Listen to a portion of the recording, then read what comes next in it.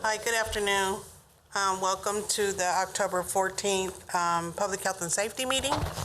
I'm the chair, Councilwoman Ortiz, along with Councilwoman Hiller. Councilwoman Hiller, and we've lost Councilman Mays to the county commissioner. I guess this meeting was just too much for him, so we'll try to do what we can. If you can and you haven't, please sign in. That just helps us to contact you. There's a sign-in sheet at the front door, or even on your way out, if you'll do that. Okay, we need to approve the minutes from September the 16th. Karen, you said you had some questions? I do. Kelly, did you take the minutes? Yes. Okay, and I think these are quotes of Luther. So there were two places in the minutes on page 3 and on page 4 where the minutes quote in discussion of the proposed partial ban that the ban did not include the riverfront and people would still be able to camp there. I did not recall that, and I also thought that people had already been asked to move out of the riverfront, and so that we weren't even talking about that. So if that is in fact what was said and what was meant, okay, but if it wasn't, I wanted to correct the minutes. Luther? Well, I don't know if I said that or not, but I do know that the discussion was not really about the riverfront because those areas would still be open under this partial ban. It does not include those, and I don't think we ever talked about including them. Okay, well, you got quoted twice as saying it would still be open, so. Yeah. And if that is true at this point, then. It is. Okay.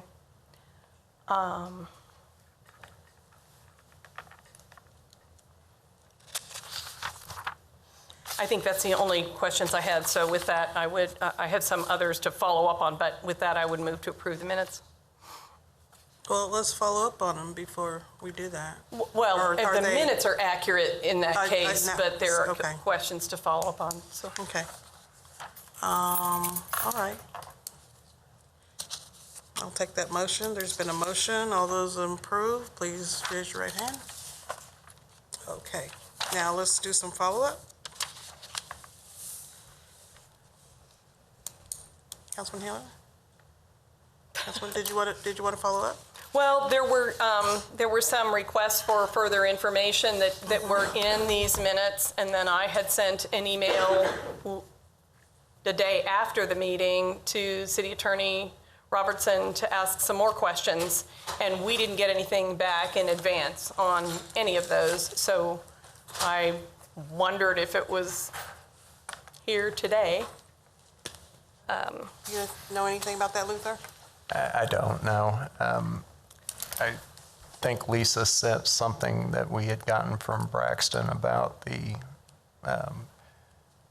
in the partial ordinance, it uses a term called flood control works. And I think he had sent something that was a map or something that basically outlined what those were. But other than that, I don't have anything else.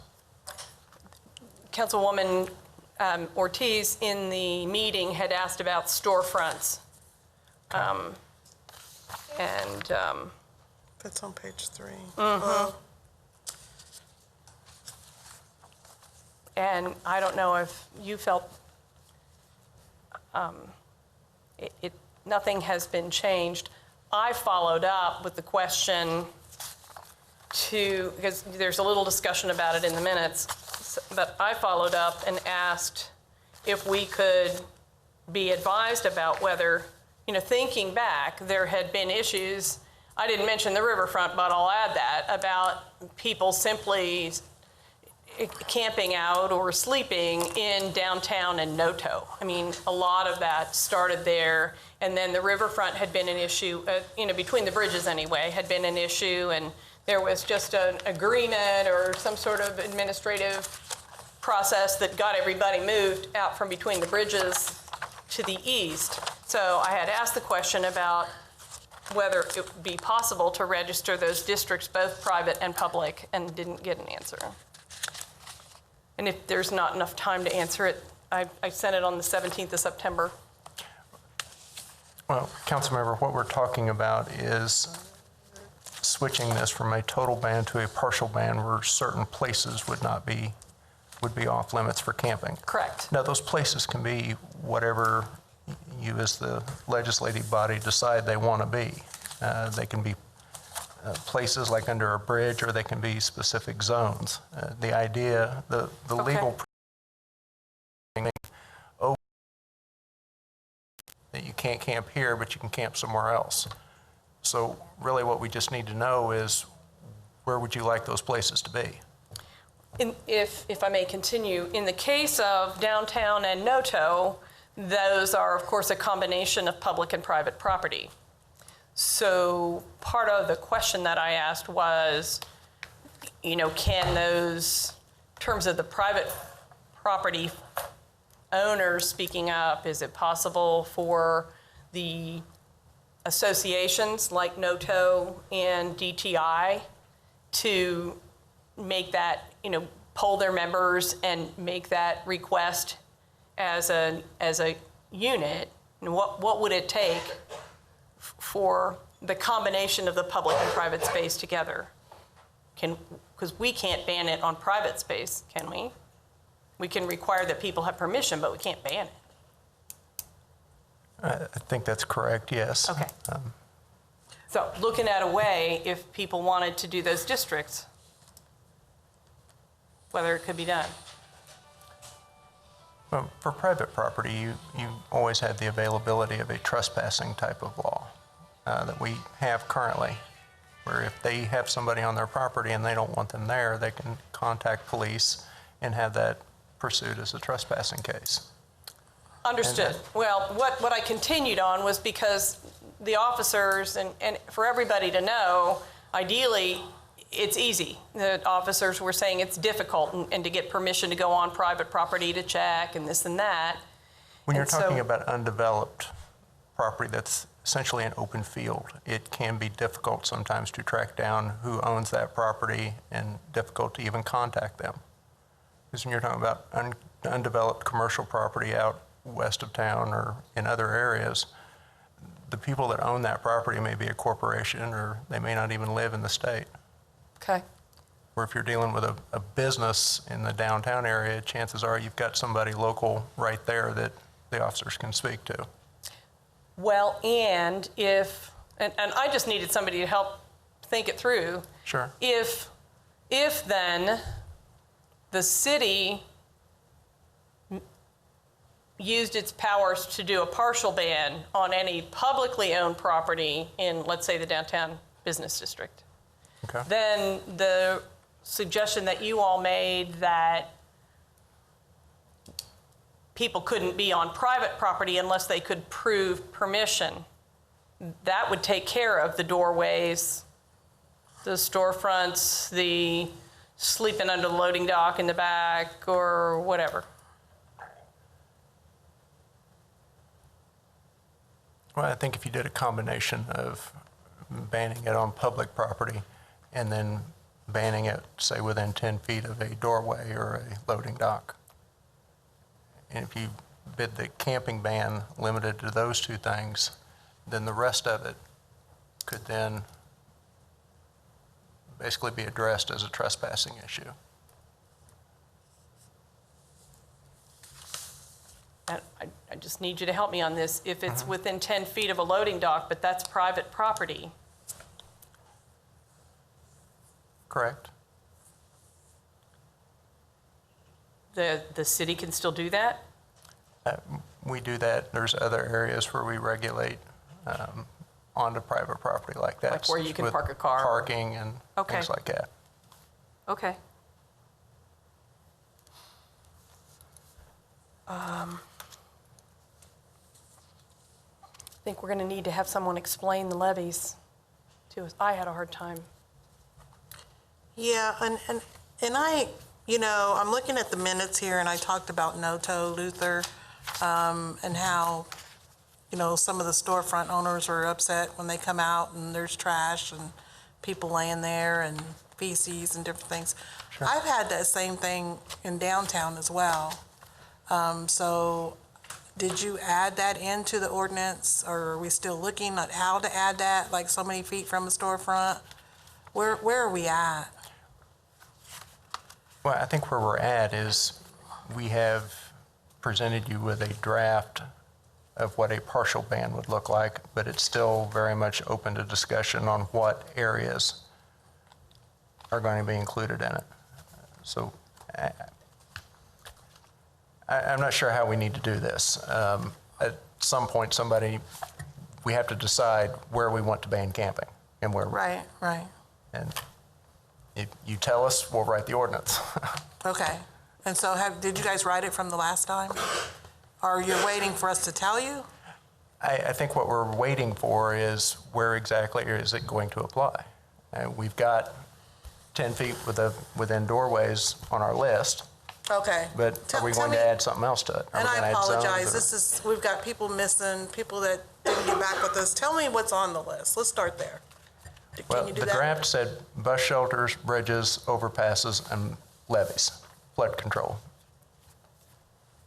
And to that, we can add 10 feet of a doorway or a loading dock. Because I thought that's what we talked about last time, Right. but that's okay. And then Councilmember Hiller has brought up the idea of designating zones like downtown or NOTO. And we can certainly write something to that effect. We just need to be told to do it. Okay, that too. So on the doorways, does that include front and back? If you want it to. I would think we would need that, front and back. Stairwells, downtown, there's probably a couple stairwells at Tilrec, and they always have people in there that are, that are sleeping. Okay. Yeah, we can do Or is something that considered private property? Well, it's private property, but I think there would be an interest in regulating it just out of pedestrian safety and access and stuff like that for doorways, loading docks, stairwells, fire escapes, things of that nature, where you Yeah. have people moving.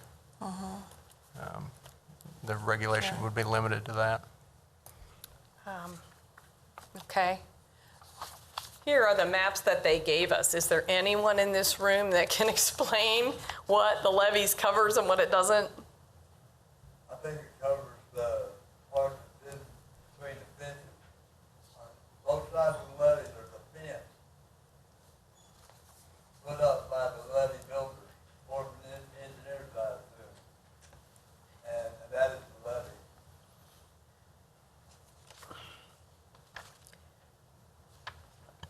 Nobody else can see it, so it sounds like this gentleman can help. What I can show you is it all looks like yellow. And there's a little line that looks kind of like a fence. There's some area in there that looks kind of like it's got polka dots in it, but it's a little hard to tell. And so this is a series of only 4. What we learned was that there are the Army Corps of Engineers and I'm on the Riverfront Authority too, so our meetings, and so I think I learned it over there rather than here, but there are the Corps of Engineers levies, and then there are what are called agricultural levies, which are very short, very low, and I don't know enough to know which ones are in here for us to understand what saying you can't be on the levies means. So I'm just looking, if there's no help here today, we'll have to find out another day. We'll have to request it at our next meeting. All right. Kelly, would you please make a star by that, please? Thank you. Is there anything else? And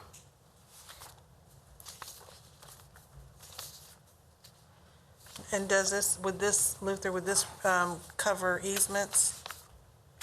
I'm sorry? Would this cover easements?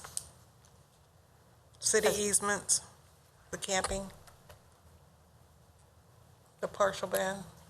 No, it would not. It would cover those areas that are specifically listed, but the presumption would be that if it's not listed, then it's allowed. Now, I guess that's conditioned upon there are certain areas that are considered easements that other rules are going to apply to, like, streets and sidewalks. You're not able, there's already existing ordinances prohibiting people from blocking those or obstructing them.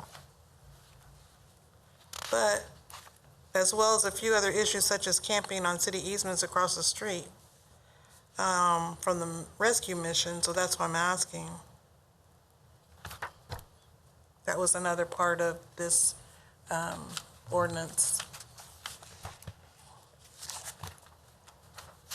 That particular situation, I don't know that would be covered by this. There is a small, narrow strip of land between the sidewalk and where the levee begins. And those individuals that had tents set up there a year or two ago were in that area where they weren't blocking the sidewalk, but they weren't quite on the levee yet either. So, and I think ultimately the shelter ended up getting a restraining order against those individuals. And that, I mean, there's always going to be unusual situations that, I mean, you can't write an ordinance that's going to cover every possible. I understand that. We're just trying to tackle some of the concerns that people had. Sure. Yes, Karen. Another concern that was raised originally was the issue of people camping along the trails. And you did not include the trails or some sort of buffer around the trails. Is there a reason why or why not? I think the reason is picking those areas where we have a governmental interest in protecting infrastructure that, we can document, we can prove if we need to in case of litigation. That's why we pick things like bridges and overpasses. Our governmental interest in protecting those assets.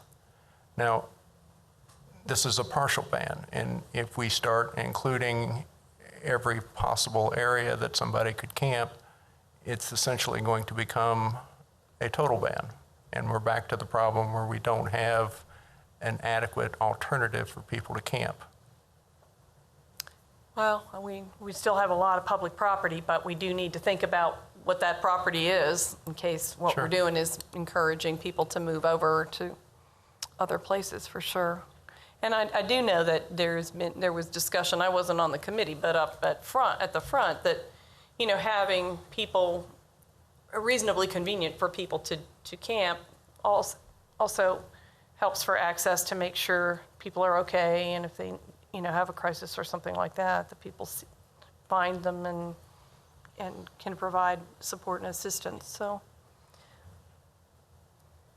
I would be interested we had a person here last time who offered to write a proposal. I don't think we got one, but if there are some thoughts that our guests have about the partial ban as it was proposed last time, now that they've had a chance to think about it, I would be interested. Okay. Put a flag by that, Kelly, for me. Put a flag by that note. I'm flagging since I can't remember everything. Well, I just meant comments from the people that are here today. Yep. Okay, anything else?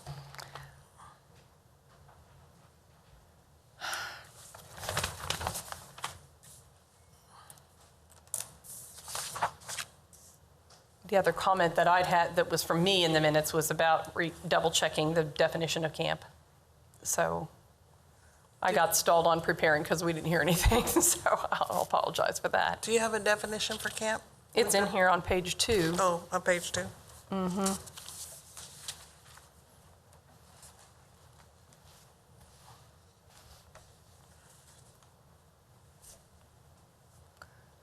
Okay.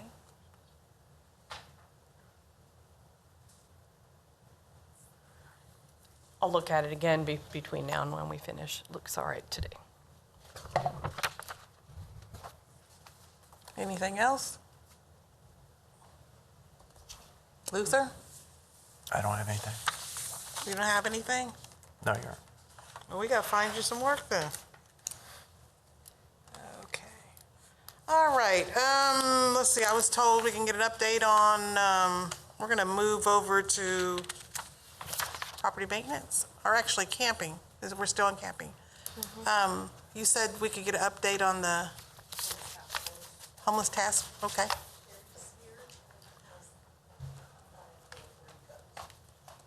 My name is Carrie Higgins. I'm the chair for the Homeless Task Force. And for Shelter Plus Care, there have been no changes to any of Dr. Burton's people. And then also for Shelter Plus Care, there's still currently a 2-month wait list just due to funding. Okay. What did you want to know about the Homeless Task Force? Anything specifically? Let me look at my minutes here. I believe And I Corey emailed you the list of agencies that Right. attended. Okay, That was great. okay, yeah. How many people were on that list? 55. I think it might have even been more than 55. Okay. Go Just a ahead, quick Karen. clarification. That 2 months waiting list is, Right?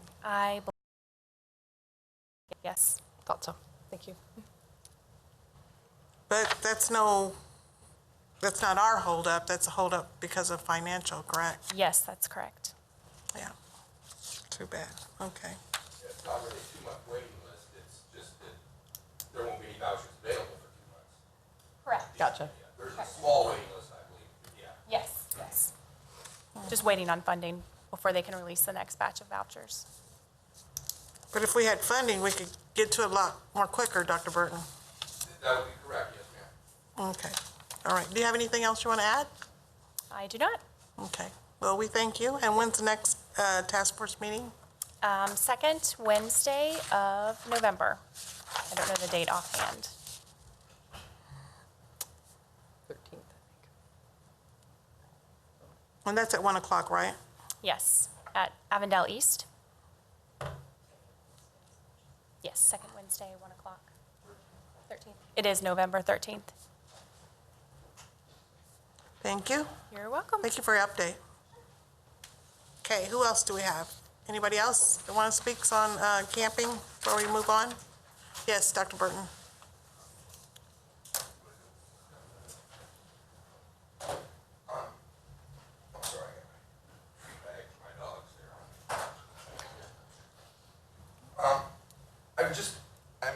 I'm kind of confused about the comment that started about the riverfront would still be open to camping if that ordinance, I'm not sure what is defined by the riverfront, but if it bans camping on private property, then that means that everybody that's in front of the grain elevators, that's all private property, from Daniel's Camp to the double concrete pillars. There's 4 pieces of private property there. 2 are owned by the Mission. 1 is owned by a woman, Marie Cortez, who people say is dead. And then, sorry if you're not a person. Then it's owned by some canning company or some fish company. So if you ban camping on private property, then how many folks are there, Mark, do you think? Down there, 15, 20 in that spot? Yeah, so that would displace probably about half the people that are down there. And then so where would they go then? They can't actually go to the riverfront and right on the river, and people have camped right on the river. But as you saw this year, it's flooded out and people had to move, and you actually had somebody up on the levee. But I mean, it doesn't seem to me to be a wise place to put a big group of people by a river that, can flood and flood pretty quickly. So I mean, if you, the thing about banning it on private property is really just detrimental to the arrangement that these folks have, and it was force people onto city property would be the only other place that they could camp. And it may make them more visible, would be one option. The other option is it would drive them so far away that they couldn't get access to services. I mean, it's much easier to go down to Curtis Road and provide assistance for people than it is to have to hike all the way out to the edge of the river and provide assistance. There's a substantial difference in what's available to folks for that. Yes, ma'am. This is the conversation we need to have, so thank you. I mean, the issue is, let's just say that the ordinance said it's going to ban it between the bridges, period. Okay. No tow and between the bridges. Okay, under the bridges. That would mean that the proposed language about they can be on private property only if there is permission. Do you think that permission could be secured from those 4 property owners, leave the camp where it is? I don't know, one of them, Frank. Set up Frank, I know, They own 2 but- lots. I don't know, I couldn't tell you about the other people, who they are, or what, I don't know how you would go about doing that. But that's a small space. There's folks that are on railroad property right now, and they're eventually probably gonna have to move, and then they'll get forced, there's probably about 40 folks down there, and they'll get forced somewhere else. My question was Sorry. that with the idea that, that they've had trouble by the reports of being able to sometimes find owners and go on private property Right. when people have various concerns. Right? And so the question was, if we did that, would it be possible to get that permission? Which would then make it okay, and the private property owner would be aware. And again, I'm just walking and talking through this. Right. I still feel new to And this. what I was trying to, I guess, say is that if you did that, that area is not large enough to house the number of homeless people that you have out on the streets. So I don't know where else they would go. I'm sure there's other city property. I just haven't studied the city for layout. I don't know where where folks would go. So I can't speak to that. Maybe Daniel can or something. I don't know. The other thing that I would like to mention is that I appreciate the bridge need, and I really do, because of what happened to the bridge, and it's been an inconvenience and a lot of money for the city. And I really understand that, but maybe I don't understand how it would work. Would they get tagged and then have 24 hours to move their stuff? And then they would, is that correct, if I may? I'm sorry.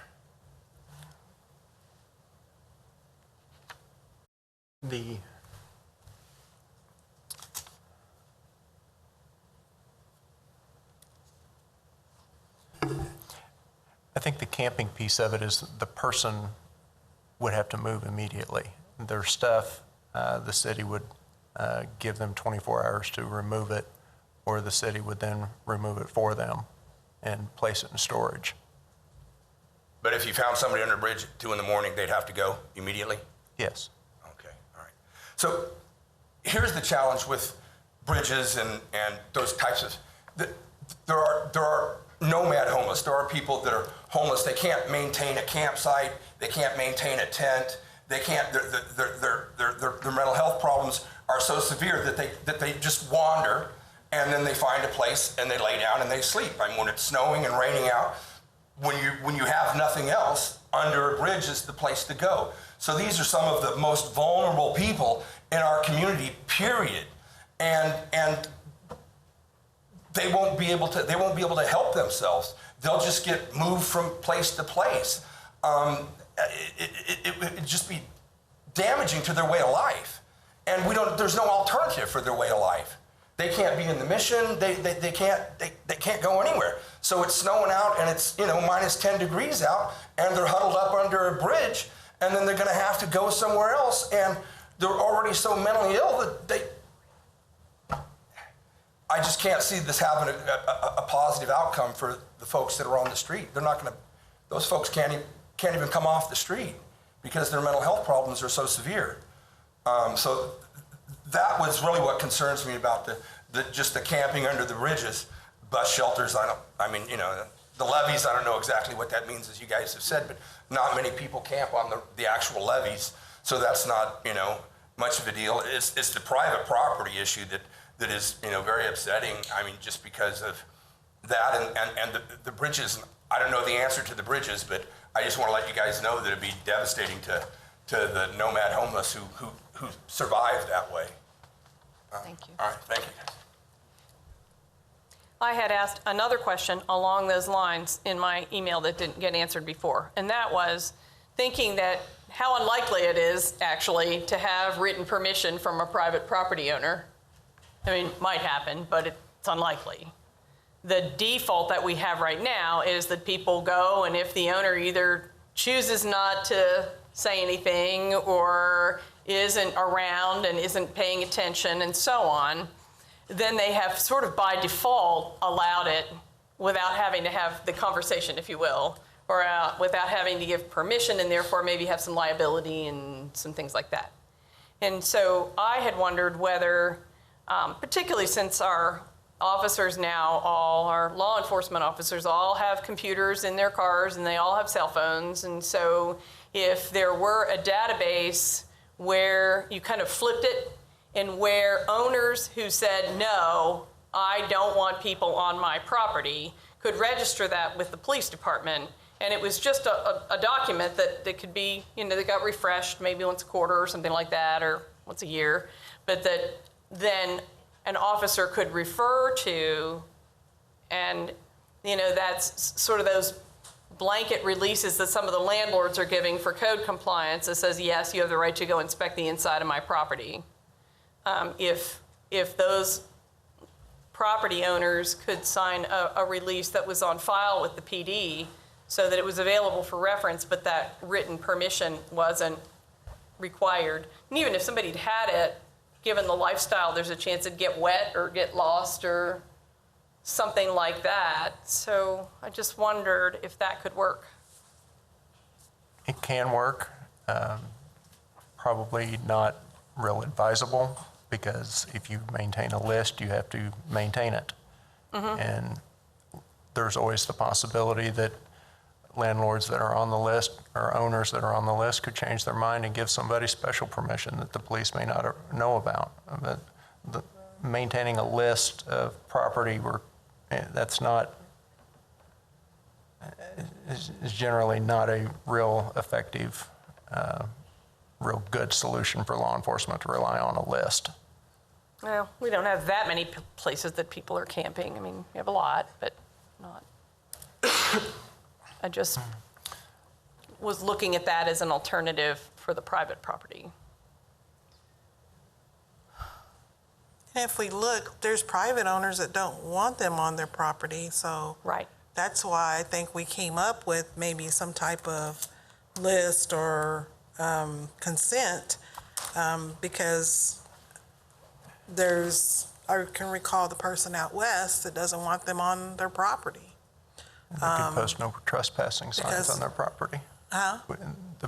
Using no trespassing signs would be preferable to us trying to maintain a list and keep it. But what I'm to saying date. is, I think that's where we came up with this.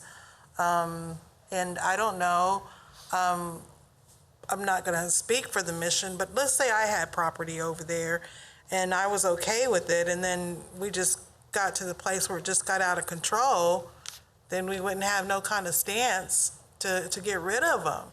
And I do have a heart for the homeless, but, the fire and trash and all the things that have been happening, that puts it back on the property owner.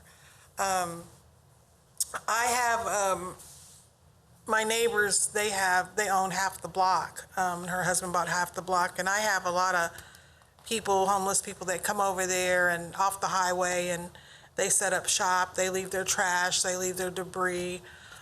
They've stolen my water, they've come over and stolen things out of my yard, when all they'd had to really do is ask and I'd let them have it. But at the end of the day, when you have all this trash and debris, you're looking at a code compliance issue that they've left their stuff there, and code comes by, and who do we go to? We go to the owner. Am I right, Sasha? So here's property that we own, and we have to maintain it, and we have to keep it litter-free, and that doesn't always happen. So I think that's a lot where this conversation has come from. That's my understanding. Somebody out west was upset with that, and it's their property. We have to abide by their wishes, so that's my concern. If they put up private property, then you're saying that the police can ask them to leave and they'll leave? Or they have to leave? If law enforcement has a property owner complaining about unwanted people being on their property, then yes, they would have to leave or face possible arrest for trespass. Because I know that's a lot of Santa Fe. They have camped on Santa Fe's property forever, and Santa Fe's tired of it because again, they've went in and stolen things out, they're climbing the fence, they're going in and they're stealing. And Santa Fe employees, from the employees, the workers, and they're getting tired of it. So I think that's why they want to kind of crack down on that area. Because I've known there's been camping over there for a long time.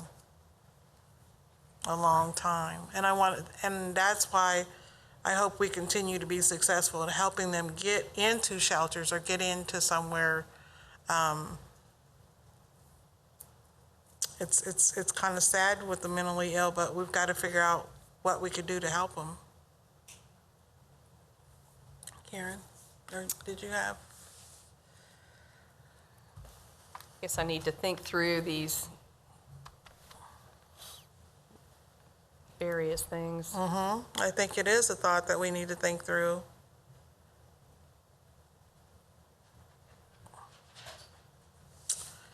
So we'll ponder on that, and we'll move forward. You ready to move forward, Karen? Let's talk about one other thing, and that is whether we are getting close to the end of our year as a committee. We've got November, December, and January. It'd be nice to get this figured out. We already have another meeting date. My question would be whether we wanted to see if we could recruit a third person from the council to help us finish this out, rather than just the two of us. Well, it doesn't matter to me because it's going back to the whole council, but if you would rather us try to find somebody, we can do that. It's neither here nor there with me. This is obviously, even just with us, we deal with this kind of thing a lot, a tricky enough issue that I think having three people, if we can recruit a third person to join Okay. us, would be good. We'll try it. Paid position. Sorry. No, you have to be on the council. Okay, we can try it, we can try. We thought we recruited somebody that respectfully I know. declined, so we'll see. There's another flag, Kelly, for you. All right. Okay, let's move on to the property maintenance discussion. We had some, I know Mike was gonna do that, Sasha. Do we have anything for that? We don't? Do you have anything? We had kind of curtailed a list of stuff at the last one. Yes, we did.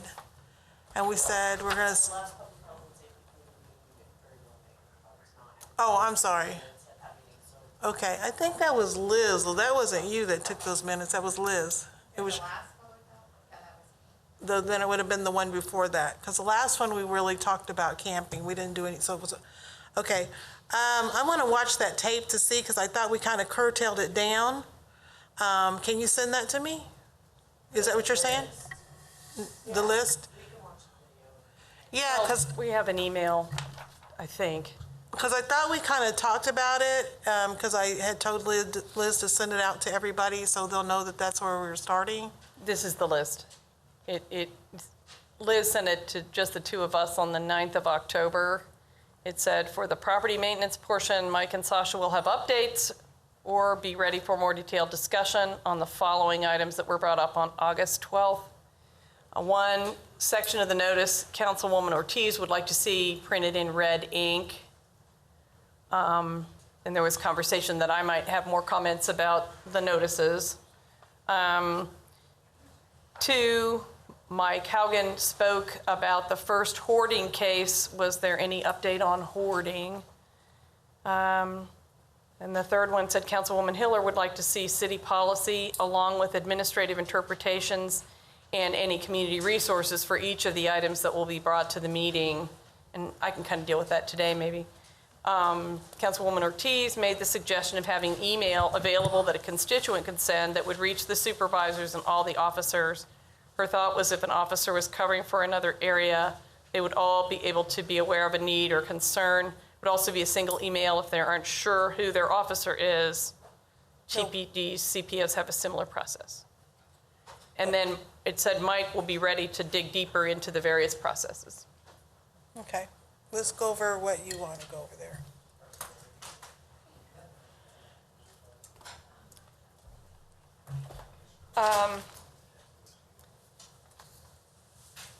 I think is that it would help us.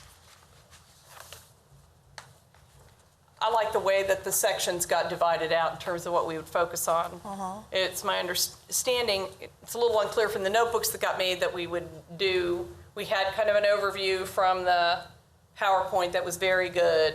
And its first section was on like policies and administration, and then it went to sanitation, weeds, the different subject matter, which seemed like a good structure, and I think we voted that that's how we would do it. I think that before, to frame those conversations, that it would be helpful for us first overall to just get focused on why we're here, if you will.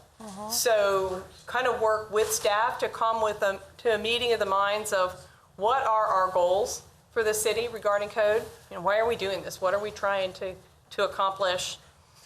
What strategies do we propose to use to get there? Where are we now? Like, how are we doing? If you were going to score it on 1 to 10 or 1 to 100 or something like that. And then what is our goal for what our citywide situation would look like in 5 years or 10 years? So that we have framed this whole conversation in terms of what we want for our city and what we want code to do for us. And so I had just written those down, and then when we get into each category, they would have their own goals. You know, what you're doing for what your goals are for sanitation, what they are for weeds, what they are for exterior housing, and so on. And what's the policy with that? How are we approaching that? What's the administration? We have had issues back and forth about the interpretation of the codes or what the procedures are. Are there partnerships either with internal city departments or with other organizations out in the community, like Keep America Beautiful, let's say, or something like that? Then are there community initiatives that exist or that could help us advance that agenda?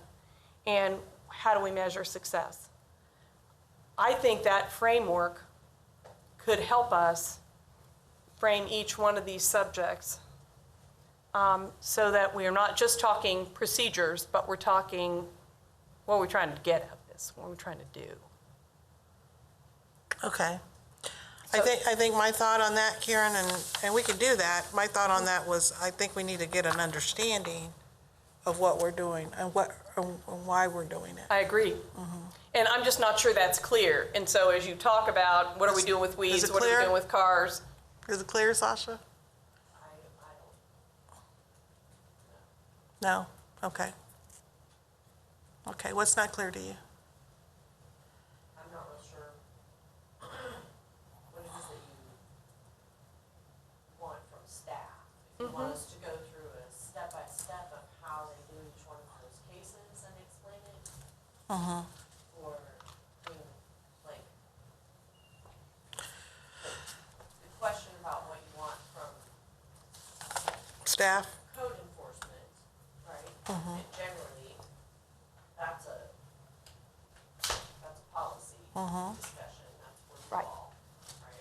You guys pick where you wanna go, and then we get you there. Okay, yeah. So, but I am not clear on where y'all wanna start. Do you just want Mike to start with sanitation, tell you everything about how to do that? Well, I thought Or- that's why I want to see that, because I thought we had outlined it in that meeting. And I thought, August 12th. right, and I thought it was Kelly, but now that I think about it, we're flip-flopping, so it wasn't Kelly. And when I went to look at my minutes, they weren't there because they were not, you know what, they were the last camping, so they weren't there. I think if we looked there, I thought we made it clear, very clear, and now we don't know. So I think if we go back, I thought that was clear. If not, because I thought we had broke it down like sanitary, and we were going to ask all the council members who wanted to, you know, who had any questions or concerns, and this is what we're doing. So I thought we had it broke down pretty well. For some reason, we don't have it. But that's what I think if we look in the back of that, we'll find it. Okay. Right. Do that, and I'll look on it as well. I think that we did. I mean, because it's the order that went in the PowerPoint and the questions that were in that memo from Liz forwarded, you had wanted to start talking about just the notices and how the notices go before we went into any of the subject material. And so that's fine with me. I'll give you an example. If we want the city to look beautiful, if that's our goal, we want it to look, and that's the number one goal of every survey we do. People want the city to look nice. So if we want the city to look nice, and code is the only group that we have that's working on that, then a lot of the decisions on what we're enforcing, or if there is an issue that we need to tighten up in policy or in procedures, as long as we make sure that at the end, the city's gonna look nice. If we need a public initiative, and everybody knows vegetation's a big deal with me, but we have trouble with crime, with property values, with the way people take care of their homes because they're totally overgrown. And so one of the things that happens is that the staff, there's been a legal opinion on what the policy says. There's disagreement, but there's been a legal opinion that the staff is following, that they shouldn't do shrubs and trees. And then we also have an administrative decision that if there's not a capacity to do abatement, then we won't even write it up. And so the net result is that we have neighborhoods that still, all over town actually, it's not even just in District 1, that look overgrown. And we need That's not accurate. I have it in an email from Mike that he sent me this morning. When you've got a block that we have visited 112 times, he says, to write up for sanitation and weeds, and then we don't write up certain things because we can't abate them, that's a problem. And it's not pointing a finger at anybody. We don't write up volunteer trees based on the conversations that we've had with legal. I understand that. But if that's, if we want the town to look beautiful and we want people to be safe, then that's just an example. People have all sorts of things that they come to us about or to you and whatever. It's like, okay, we want the structures to be safe, we want the people to be safe, and we want the town to look beautiful. That's what my list says of what we're going to do. I can give you my list, but I think it ought to get built by all of us. It's up to you all. But that way, when we talk about it, we're not just talking about how fast we can turn around the notices and how fast we can get abatement done, but we're talking about also a priority of whether it's our priority as a city that people take care of things themselves. And that drives decisions that we would make about money, about whether we try to get community initiatives.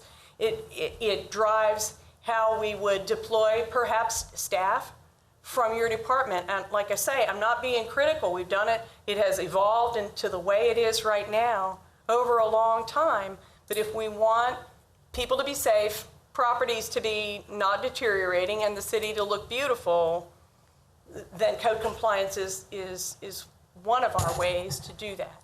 And we also want it to be cost effective. So, things like if is there an internal SOP that is consistent, that if a code compliance person or a police officer, but let's say code compliance, goes out and observes a pothole in a street or a car in a backyard, that currently we would have the police officer's ticket, do they automatically call them in, or do they just go, that's not my job? That's an administrative piece to that. We just worked on the cars and yards. If we need to tighten up some of the policy language so we make sure that we're enforcing what we thought was important, fine. The solutions can be policy, they can be admin, and they can be, let's engage the community in an initiative, to me. But if the reason we're spending, $500,000 a year on code compliance is to have that city that's beautiful and safe and the structures are not deteriorating. I just think we lay those things out so that as we talk about whether it's sanitation or weeds or exterior, it's probably, I don't know how many years ago now, that it was a little thing when we switched to IPMC.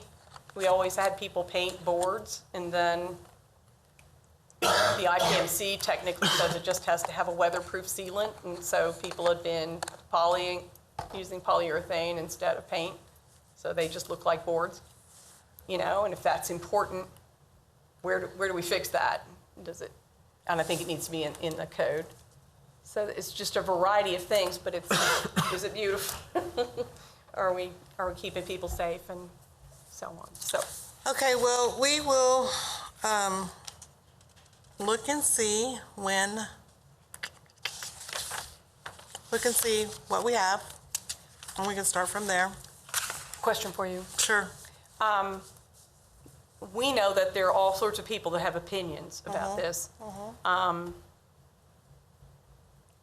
Do we want to set these with the topics up for input, not only to let the council members know, but to go ahead and make it fairly public so that if people from the public who are passionate about that want to come, kind of like we did for those hearings when we did the animal ordinance? Yeah, I would like really to have a place and have Right. people come?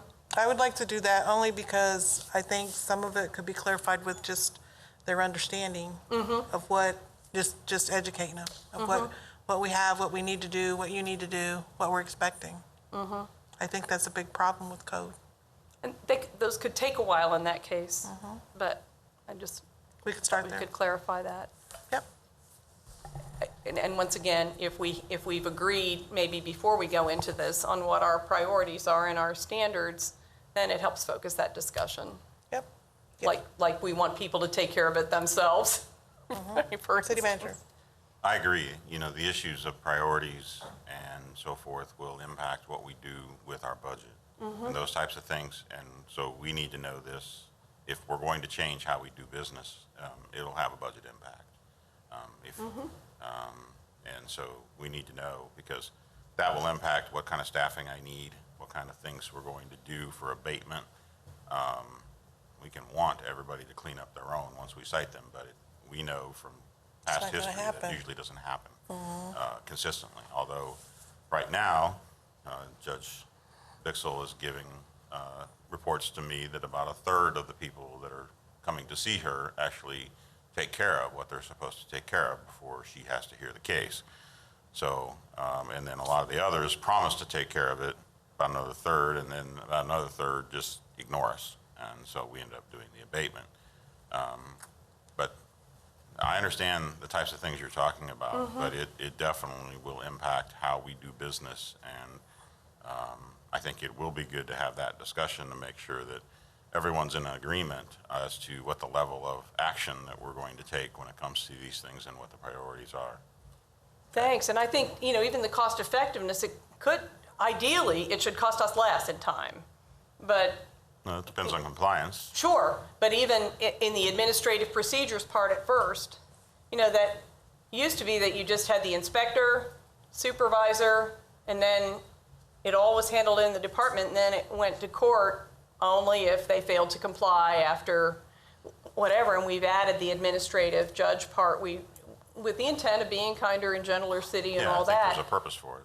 But looking at all the steps and instead of just how do we make the system better, gosh, could we make it simpler? To the fact that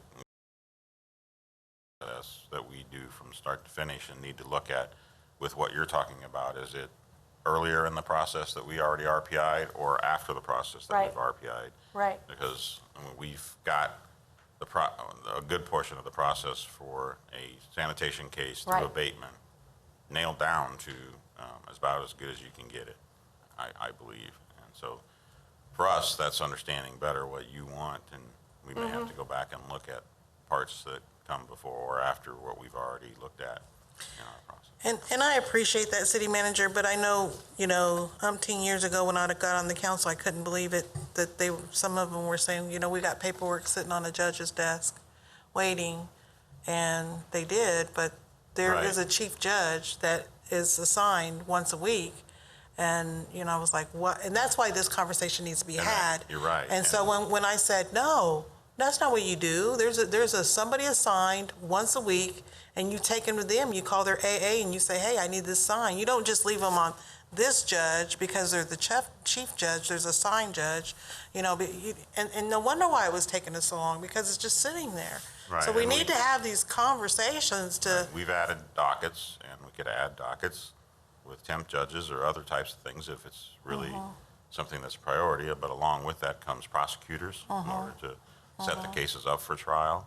And so there's implications in other departments, not just right, Neighborhood Relations Department in Right. this process. So we have to understand what was going to take to get it to whatever you deem, if you deemed a certain level this way, and realize the impacts of, okay, well, that's not as big a priority as something else over here that needs money as well. And what can we live with?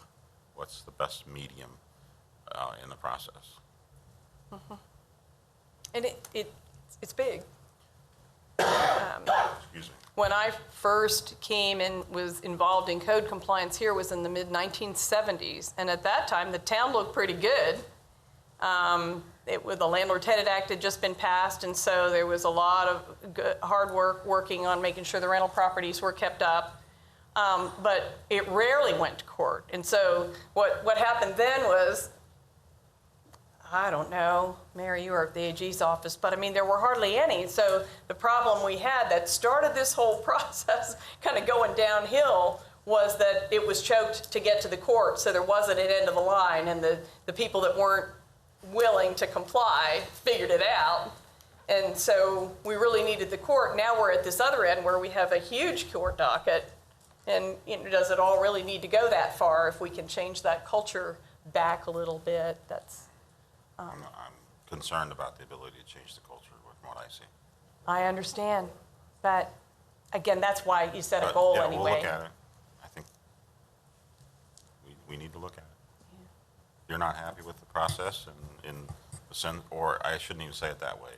If you're concerned about the process being the right way, then we need to look at it and evaluate it.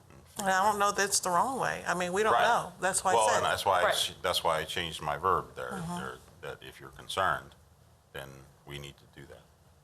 Okay. Right, anything, Luther, you got anything over there you want to add? No, I No? don't.